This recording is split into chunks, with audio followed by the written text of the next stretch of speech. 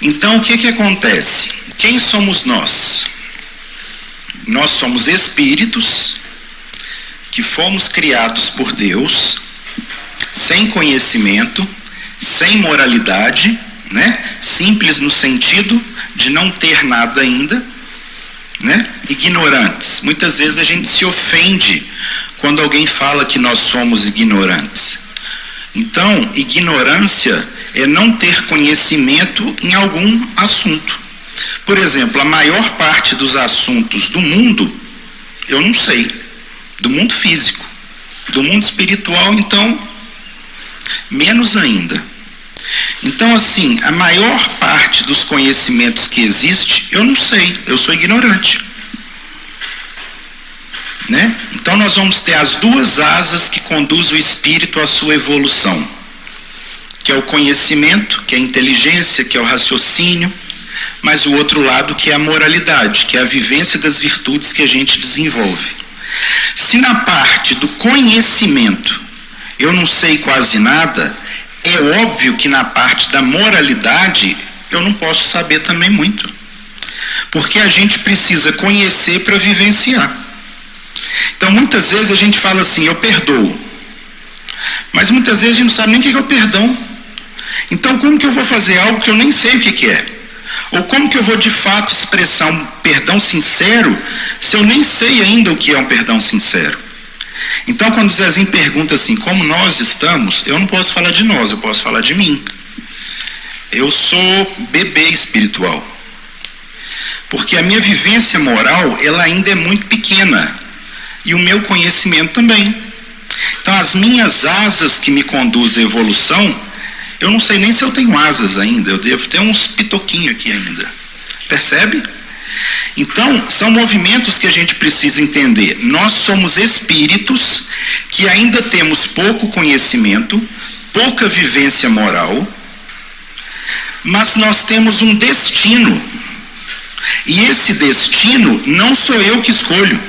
Na verdade, não é de nenhum de nós que escolhe.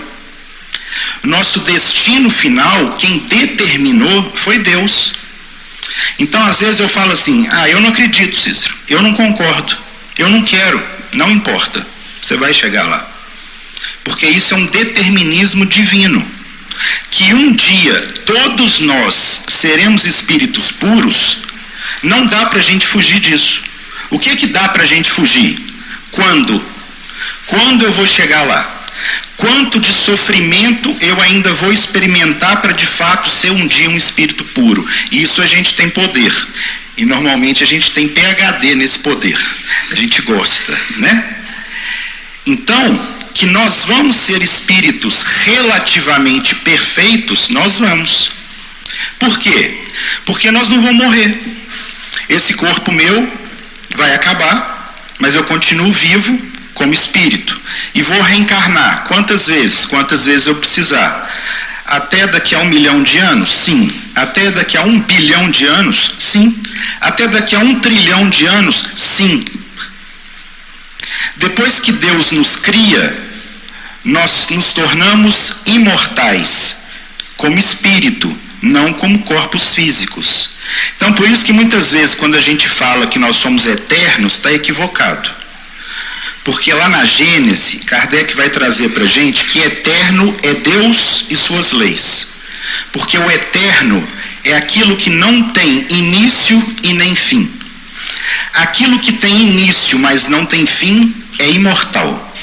Então somos Highlanders da espiritualidade. Ok? Nós não temos fim.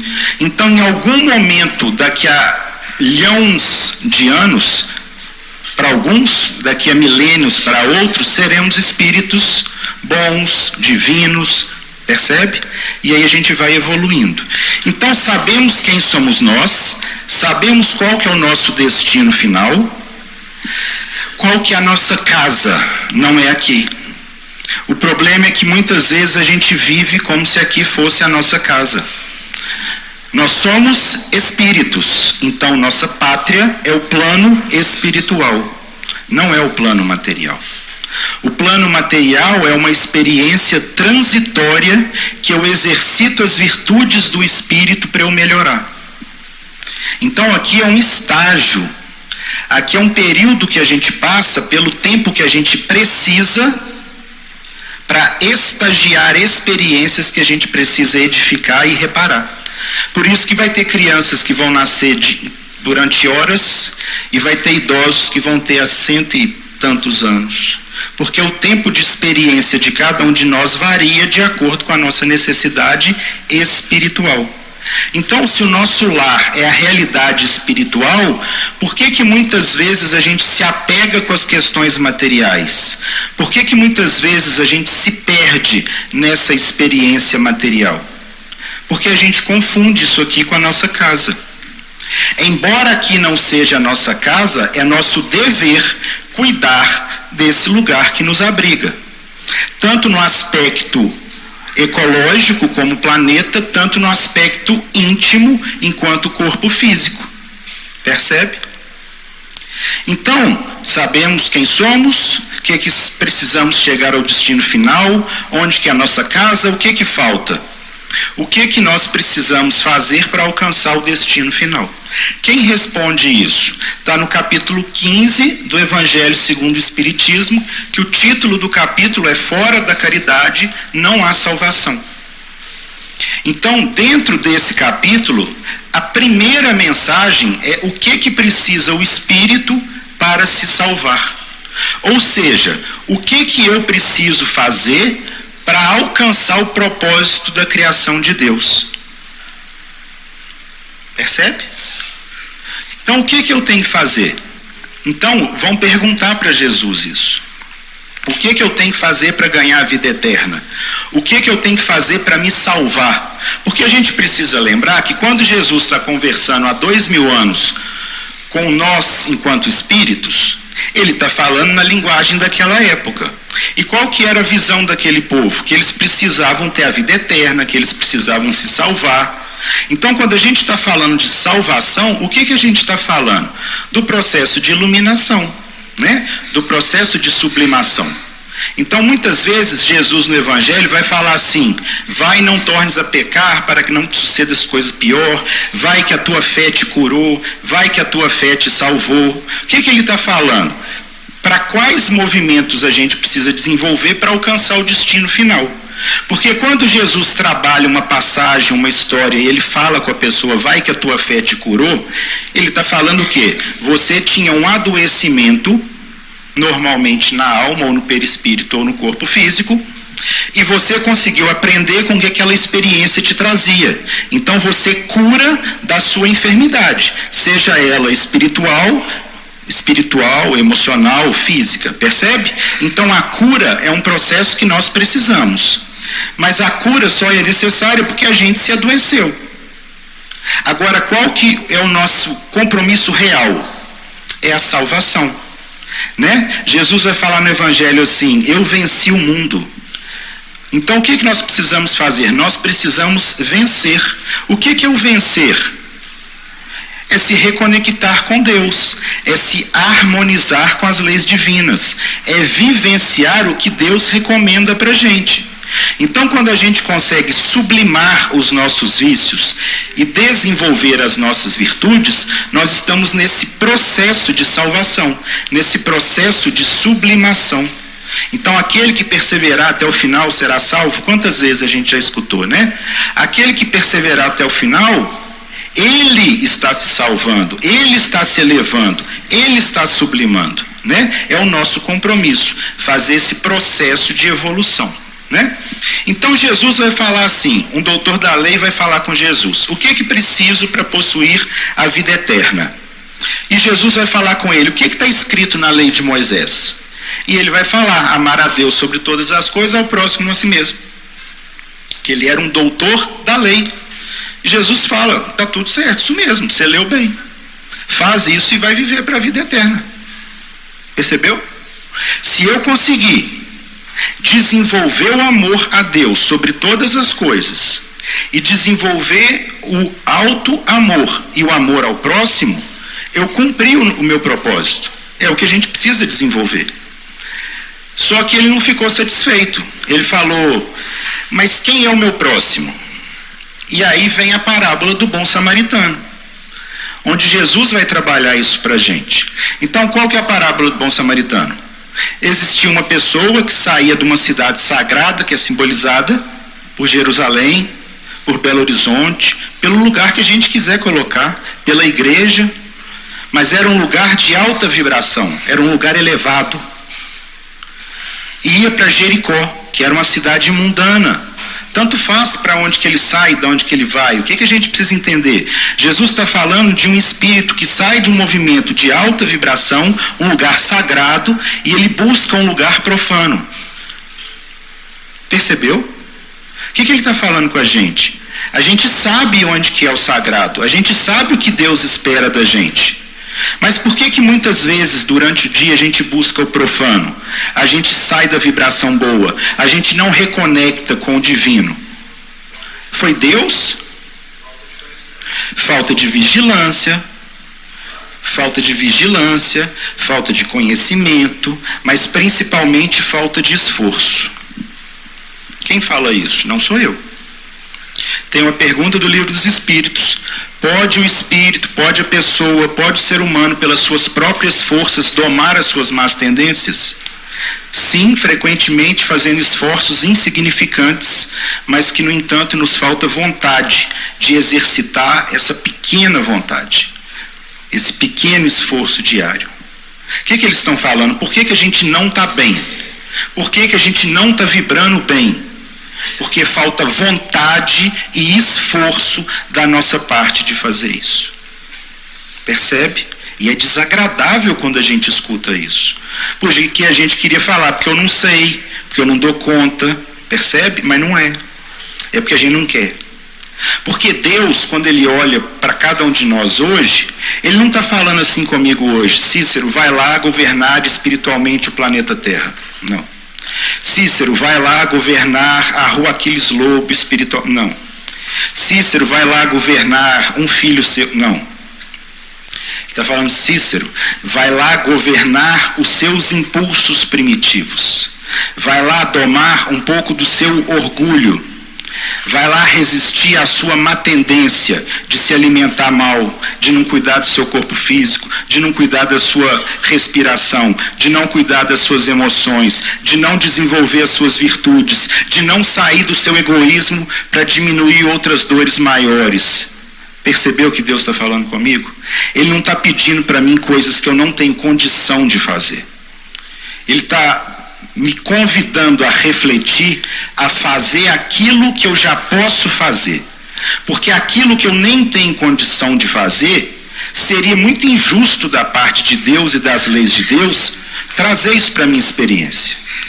Então, por isso que o Evangelho fala que Deus não dá fardo pesado para ombro fraco, ou seja, cada um de nós só está vivenciando as experiências de dor que dá conta e que precisa, porque Deus também é misericórdia.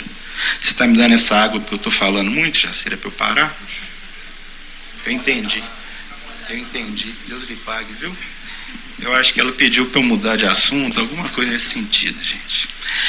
Percebe? Então, muitas vezes a gente precisa entender que não tem esse processo de vitimismo. Eu não sei porque eu estou passando isso, eu não mereço isso, porque Deus levou meu filho e não o filho do vizinho. Não, gente, a gente só passa pelas experiências que a gente precisa e dá conta, tá bom?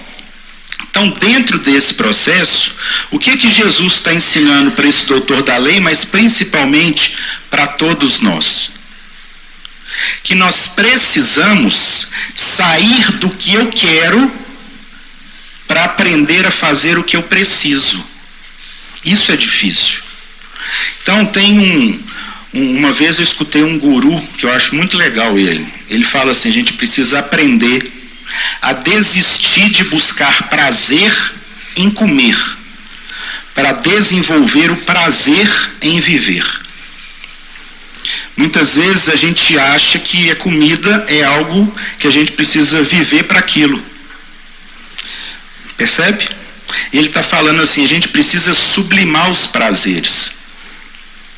A gente precisa desenvolver esse processo de sair das coisas físicas para sublimar para questões espirituais. Só que na realidade a nossa finalidade não é desenvolver o prazer em viver. A nossa finalidade é desenvolver o prazer em servir, que é um pouco mais além. Porque eu posso viver para fazer um monte de coisa que eu gosto, por exemplo, e que me faz bem. Eu posso viver para ter uma alimentação saudável, para fazer atividade física, para desenvolver meditação na minha experiência, para fazer um monte de coisa que eu gosto e de fato vai me fazer bem. Só que a gente vem cá para passar desse estágio do hedonismo, dessa busca pelo prazer, mesmo que seja coisas que nos façam bem. A gente precisa fazer algo além disso. Percebeu? E aí é o que Jesus fala, não sou eu não vim ao mundo para ser servido, eu vim ao mundo para servir. O que ele está falando? Eu não vim ao mundo para fazer as coisas que eu quero, eu vim ao mundo para fazer as coisas do que Deus espera que eu quero. Só que como ele não tem mais esse conflito, porque ele não vive para fazer o que ele quer, mas o que Deus espera que ele faça, ele não sofre com isso. Quem ensinou a gente essa experiência? Paulo. Paulo vai falar isso para a gente. Já não sou eu que vivo, mas o Cristo que vive em mim. O que ele está falando? Eu tenho um monte de prazer, eu tenho um monte de desejo. Então, por exemplo, a gente tem alguns romances de Emmanuel que Paulo vai brigar com Tiago e vai embora. Não vou ajudar. Não quero ajudar, não gosto dele, não quero ficar e vou embora. Eu quero ir para Roma, é o meu desejo. Pronto. E aí ele se acalma ao longo do tempo. E chega um momento que ele fala, eu vou me afastar e vou me reconectar a que Deus espera que eu faça. E aí ele pega o pergaminho, aí ele abre e está escrito assim, reconcilia com o seu adversário enquanto estás a caminho. Ele fala, não vou para Roma, vou encontrar com quem eu não quero, vou voltar para o lugar que é onde eu não quero estar e vou ajudar quem eu não quero ajudar. E muitas vezes a gente acha que isso é ruim. O bom é fazer o que eu quero, né? Não, isso é aprendizado. É humildade. É ele olhar para Deus e falar, Deus, não é o que eu quero, mas eu entendi o que o Senhor espera que eu faça. Percebeu? Quando ele fala, já não sou eu que vivo, mas o Cristo que vive em mim, o que ele está falando? Acabou o conflito. Eu já não acordo mais e falo assim, o que eu quero fazer hoje? Ele está falando assim, eu acordei, eu agradeço a Deus que Ele me deu mais um dia nessa experiência física, e ele, Paulo, fala, Senhor Deus, o que o Senhor espera que eu faça hoje? Então ele está sintonizado com o Criador, ele está conectado com o amor, e aí ele é inspirado, ele é intuído, ele é o que for, para ser conduzido ao que precisa fazer. Porque a intuição é algo que eu tenho, mas adivinha, quem me conecta a ela? Não sou eu todão, né? Sou eu que faço tudo. Paulo vai falar, nós estamos cercados por uma nuvem de testemunhas. A nossa vibração determina a qualidade da vibração que nos inspira, que nos ampara. E o livro dos Espíritos vai falar um pouco além. Ele normalmente, essa nuvem de testemunhas, nos dirigem. E a gente fala assim, eu faço o que eu quiser, a vida é minha, né? Está sendo levada pela multidão e ainda não tem consciência dessa experiência. Então, quando Paulo está ensinando a gente, é para cada um de nós refletir. Quando eu acordo, eu ainda vivo para fazer o que eu quero, e muitas vezes o que a gente faz além disso? A gente faz as nossas preces para Deus atender os nossos desejos. Então não basta eu acordar e falar com Deus assim, Deus, eu quero fazer isso, isso e isso. Não. Mas eu quero que o Senhor faça isso e isso e isso na minha vida. Tipo assim, Deus não sabe o que eu preciso. Eu preciso falar com Deus o que eu preciso para Ele fazer para mim. Esse movimento é de criador com a criatura? Não, esse movimento é de um dono de estabelecimento com o seu mordomo. E a gente fala assim, eu já sou humilde. Senhor Deus, eu não sei o que eu preciso fazer. Eu sei o que eu gostaria de fazer. Mas me ajuda a fazer não o que eu quero, mas o que eu preciso. É um exercício diário de humildade. Porque Paulo já falou isso. No movimento que ele ainda estava em conflito. O bem que eu quero fazer, esse eu ainda não faço, mas o mal que eu não quero fazer, esse eu ainda faço. É o que nós vivemos hoje. Porque nós já sabemos o que a gente tem que fazer. Eu já sei que o álcool me faz mal. Eu já sei que tem muito alimento que me faz mal. Eu já sei que não dormir direito me faz mal. Eu já sei que não ocupar o meu tempo com coisa útil me faz mal. Eu já sei que eu preciso responder com silêncio a ofensa. Eu já sei que eu preciso sair das minhas dores para diminuir dores maiores que a minha. Eu já sei que eu preciso estudar mais do que eu estudo. Eu já sei um monte de coisa. E nós sabemos. O que a gente tem que perguntar é por que a gente não aplica? Porque ter a capacidade e não executar não resolve. Nós precisamos vivenciar aquilo que a gente já tem consciência.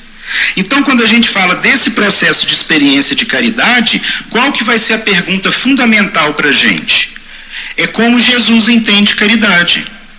Porque se nós somos espíritos que estamos aqui para desenvolver virtudes, para domar os nossos vícios e para reconectar com Deus, nós temos um guia que chama Jesus. E Jesus define o que é essa caridade. Então ele não delega para outros espíritos, ele não fala assim, vivencia caridade dentro daquilo que você consegue compreender. Como Jesus entende caridade? É essa pergunta no Livro dos Espíritos. Nós temos um conceito pronto do que é para a gente fazer. Percebeu?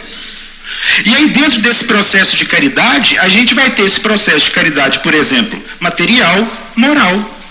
E muitas vezes a gente fala assim, eu não ajudo os outros com questões financeiras, com questões materiais, mas pratico muita atividade moral.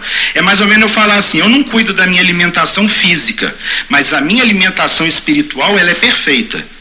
A natureza ensina que a gente desenvolve de dentro para fora, do pequeno para o grande, do menos para o mais.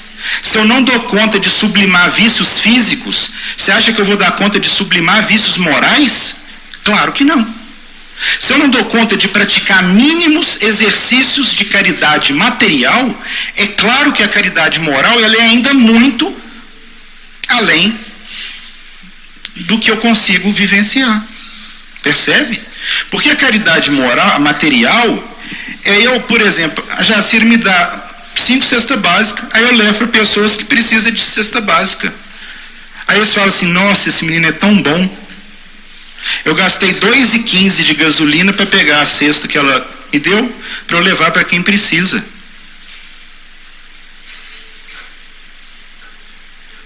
E a gente chama isso de coisas maravilhosas. Não, eu saio da minha casa às 7 horas da manhã para fazer campanha do quilo e pedir comida para os necessitados. Não, você sai 7 horas da manhã para fazer campanha do quilo, porque você ainda precisa exercitar muito o seu orgulho. Porque muitas vezes, se a gente tivesse que pedir comida para nós mesmos, muitas vezes a gente não teria essa capacidade. Muitas vezes nós, enquanto humanidade, morremos de fome porque não pedimos, porque o nosso orgulho é maior do que a nossa necessidade. Então, quando a gente sai para a campanha do quilo, é Deus falando assim, vai exercitar um pouquinho do seu orgulho, para você deixar de fazer coisas que você quer fazer, para pedir coisas para outras pessoas que estão precisando.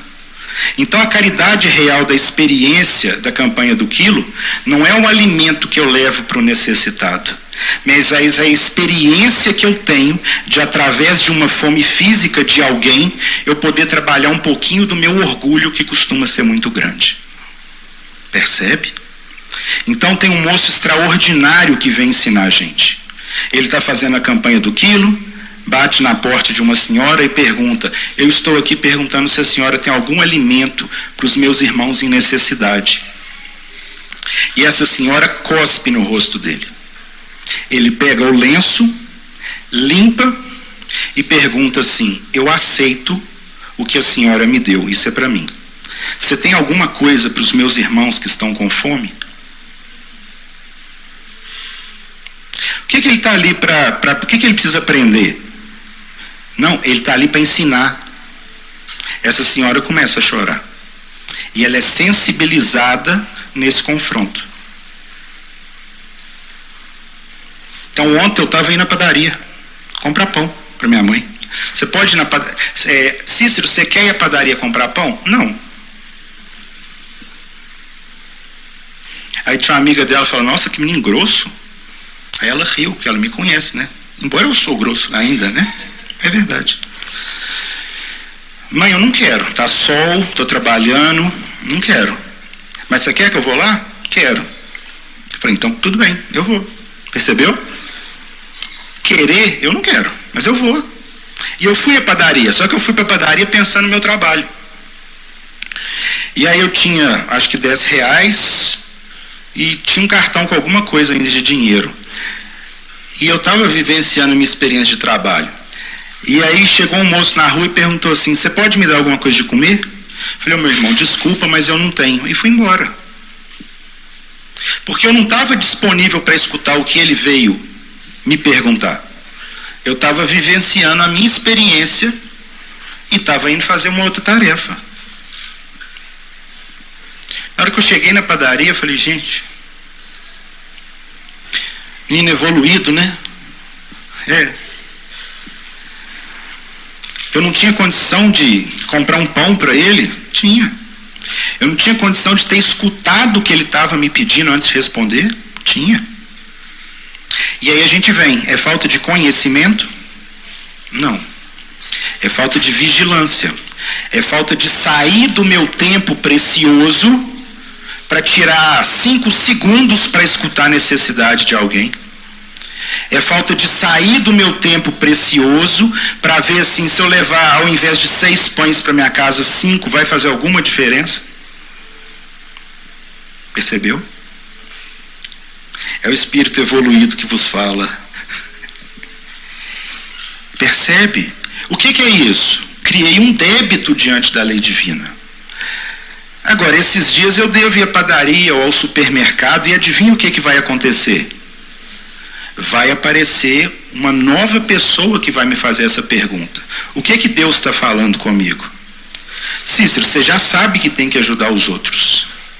Ajudar a pessoa com pão não é caridade, é dever. Só que eu não tive um pouquinho de vigilância para sair do meu tempo precioso para escutar uma necessidade de alguém. Para quando acontecer novamente, vai acontecer, eu poder fazer uma atitude um pouquinho melhor do que eu fiz. Percebe? Porque o que acontece? No livro Consolador, o Emmanuel vai falar assim, Jesus sabe que nós somos espíritos imperfeitos, por isso que ele fala que a gente precisa aprender a perdoar muitos outros, porque ele sabe que nós vamos errar muito. Então tem uma frase de Pedro que a gente já decorou, a gente fala com todo mundo. Aí Pedro fala com Jesus, Jesus, quantas vezes eu tenho que perdoar o meu irmão? Né? Só que a pergunta não é essa, gente. A pergunta é, quantas vezes os meus irmãos ainda vão ter que me perdoar? Nós estamos achando que tem um monte de gente ofendendo a gente como se a gente estivesse num pedestal. Durante o nosso dia, conosco mesmo, nós erramos várias vezes. Durante o nosso dia, com outras pessoas, nós erramos várias vezes. Durante os nossos milênios de experiência humana, nós já erramos várias vezes. Só que nos nossos próximos milênios de experiência humana, nós ainda vamos errar muito. Então, como que eu vou querer que as leis divinas executem misericórdia nos meus erros e eu seja implacável com o erro dos outros? Então, no livro Boa Nova, do capítulo 10, do título O Perdão, Jesus está andando com os discípulos, com os apóstolos, com as pessoas, e tem um monte de gente xingando Jesus. E tem lá, Filipe lá começa a bater boca com um, Simão Pedro começa a discutir com outro, e aí um apóstolo depois de um tempo já começa a discutir com outro. E aí no Boa Nova o André fala assim, não lembro se é o André ou o Felipe: Jesus, eu não suporto mais tal fulano. Como é que ele vai ficar com a gente nesse processo? Jesus fala assim: Felipe,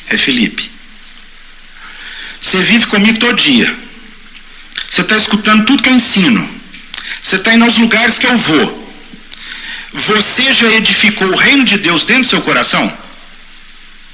Ele fala: não, mestre. Então, como você exige que os outros que não convivem comigo, não escutam minha palavra, não veem meus exemplos, queira que já tenha feito isso, sendo que você mesmo não fez? Esse André, esse Felipe, somos nós. Nós somos espíritos imperfeitos, convivendo com outras pessoas imperfeitas e querendo que os relacionamentos sejam perfeitos. Isso é insanidade. Nós temos um monte de defeitos que os outros têm que tolerar. Por que eu não tenho que aprender a tolerar o defeito e as limitações do outro? Por que eu acho que o outro tem que fazer do jeito que eu falo? Quando que eu falo? O que eu falo? Porque eu crio expectativas de que eu sou melhor que o outro, de que eu sei mais que o outro, e que, como é assim que acontece, o outro tem que fazer do jeito que eu estou fazendo. Cada um é criado num tempo, cada um tem as suas experiências, e cada um tem o direito de viver, de escolher e de fazer o que entende. E muitas vezes a gente não dá esse direito para o outro, e a gente não sabe por que a gente sofre. Então nós precisamos ajustar as nossas expectativas. Chico falava: aos outros eu dou o direito de ser como são, e a mim o dever de a cada dia ser um pouco melhor.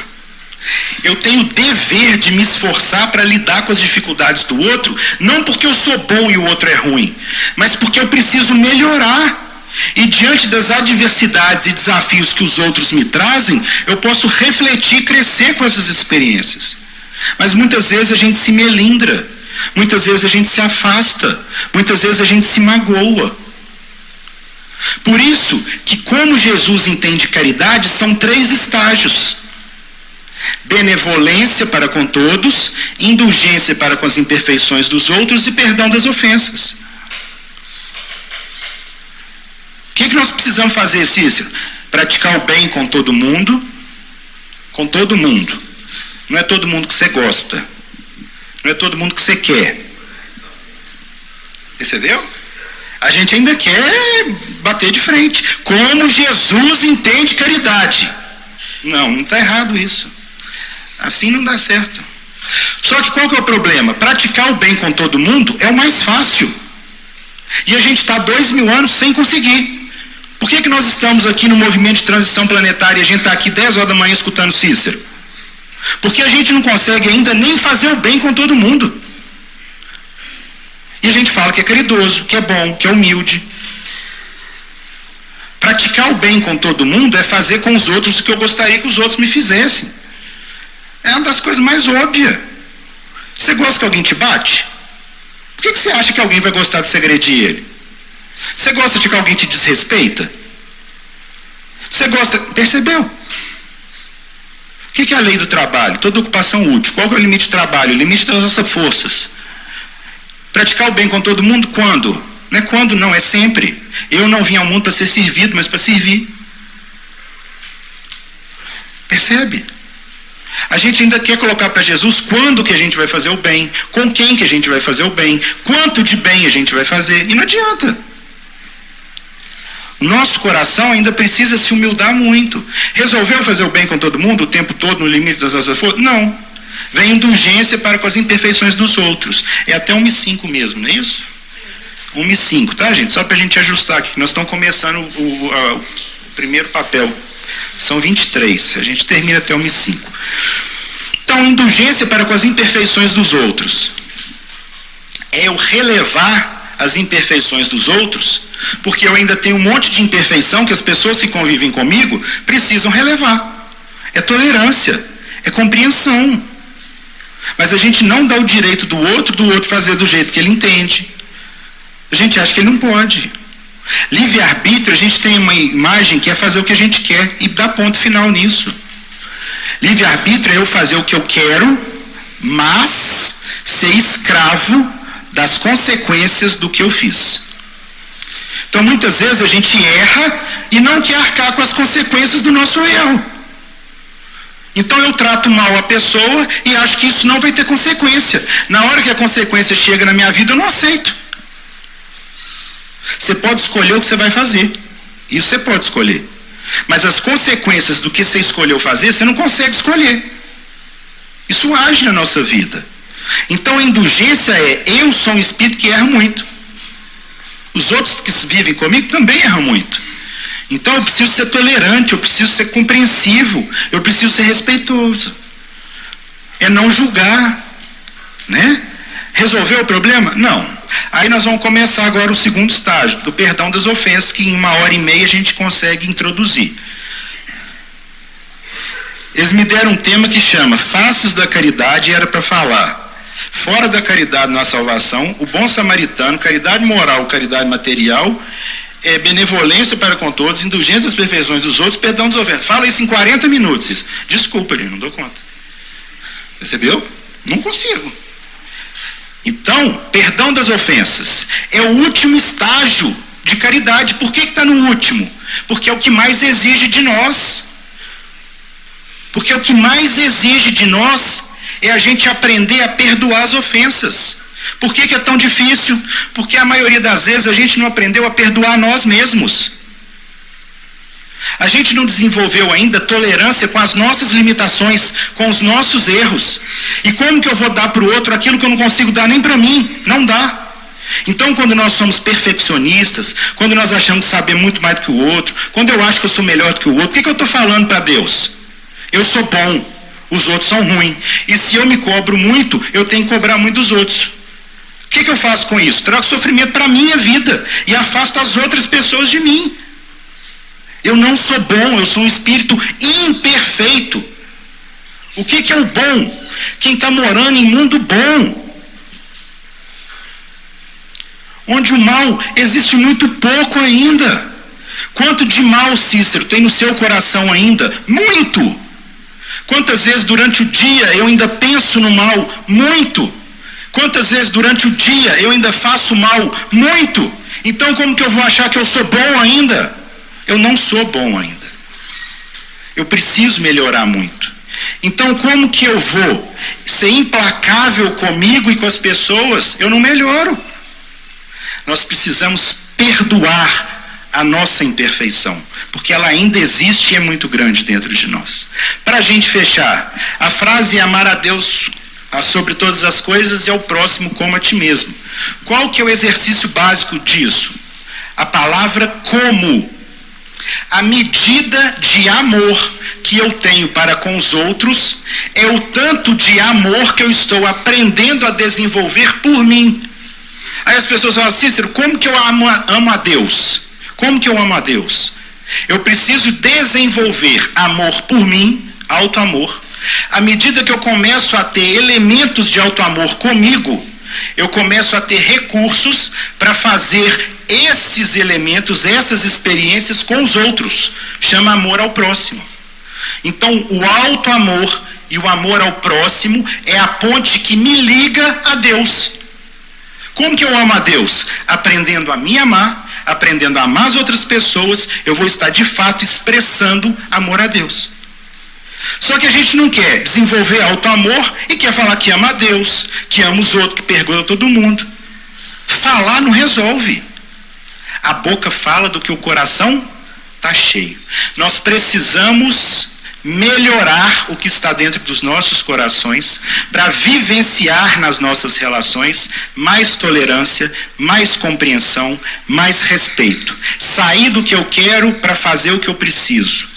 Perceber que eu ainda sei muito pouco e faço menos ainda e preciso na convivência com os outros melhorar os meus defeitos e desenvolver as minhas virtudes. Tá bom?